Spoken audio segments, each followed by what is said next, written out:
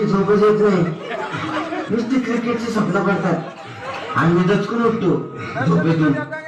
मला एक ताईतच बनवून द्या ना बाबा. बाकी तुमच्या अंगाला आता सगळं व्यवस्थित आहे. म्हण घाबरू नकोस.